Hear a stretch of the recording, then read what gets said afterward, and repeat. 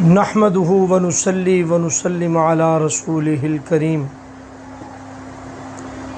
سامعین محترم، امید ہے کہ آپ سب خیر و عافیت سے ہوں گے، بحمد اللہ، بفضل اللہ، بتوفیق اللہ میں بھی خیریت سے ہوں۔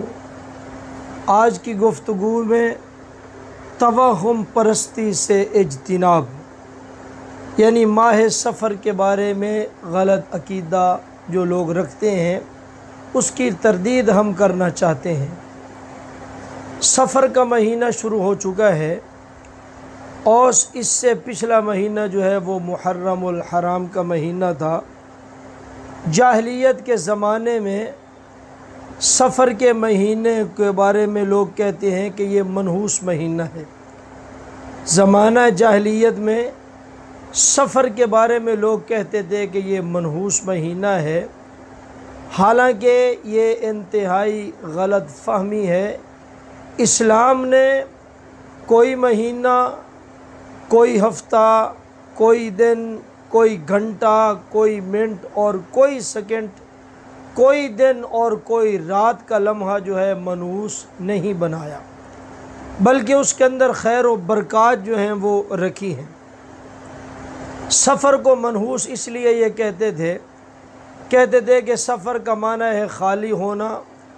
لوگ جو ہیں ذی قعدہ میں سفر حج کے لیے آتے اور ذی الحجہ میں حج کرتے اور محرم کے مہینے میں واپس چلے جاتے، اور سفر کے مہینے میں پھر لڑائیاں شروع ہو جاتی اور اسی طرح وہ اپنے گھروں سے نکل جاتے، یعنی گھر جو ہے ان کے خالی ہو جاتے۔ تو اس لیے لوگ اس سفر کو یہ منحوس مہینہ سمجھتے ہیں، اور اسلام نے سفر کے مہینے کے ساتھ سفر المظفر کا لفظ جوڑا ہے، یعنی سفر الخیر کہا ہے۔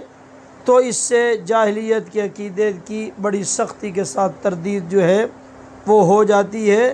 تو مسلمان جو ہے در حقیقت سوء عقیدہ، برے عقیدے کے اندر نحوست ہے، سوء اعمال، برے اعمال کی نحوست ہے، باقی کسی مہینے کے اندر کوئی کسی قسم کی نحوست نہیں ہے۔ لہذا ایسا توہم، ایسا وہم اور خیال جو ہے وہ نہ کیا جائے۔ اللہ سبحانہ و تعالیٰ کی ذات اقدس پر پورا اعتماد اور پورا بھروسہ رکھا جائے۔ اگر ایسی بدفعلیاں، بدشگونیاں لے گا، اللہ کی یاد سے پھر کٹ آف ہو جائے گا، کمزوری آئے گی۔ مخلص عقیدہ یہی ہے کہ رب تعالیٰ کی ذات پر اعتماد اور یقین ہو، کسی دن اور مہینے کو وہ منحوس نہ کہے۔ اللہ تعالیٰ اس توہم پرستی سے ہم سب مسلمانوں کو محفوظ فرمائے۔ وآخر دعوانا ان الحمد للہ رب العالمین۔